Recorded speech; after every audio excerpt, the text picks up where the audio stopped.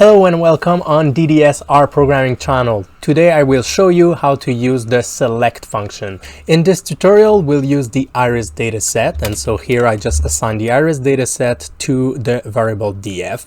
We'll load the Dplyr package using library, and so the first thing we'll do a very simple use of the function. And so the first argument of the function select is always the data frame on which we want to do the selection.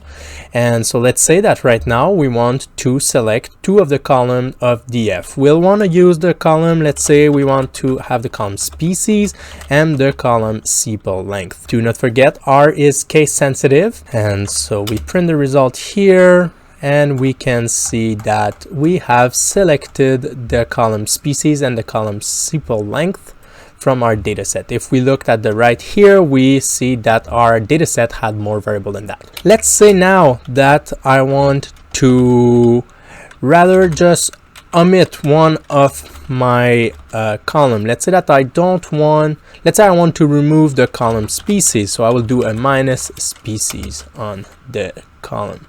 And if I look at df1 here, we see that we have 4 columns and we don't have the species. Another feature of select is to use the double points.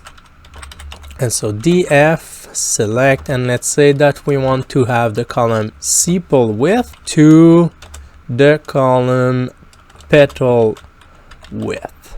And then that will take the column sepal width to petal width. And so we see it here. Let's say now that we only want to keep all the column that starts with petal, and enter df4. We see that we have kept all the columns that start with petal. That's it for today. Thank you for watching this short video on how to use the select function from Dplyr.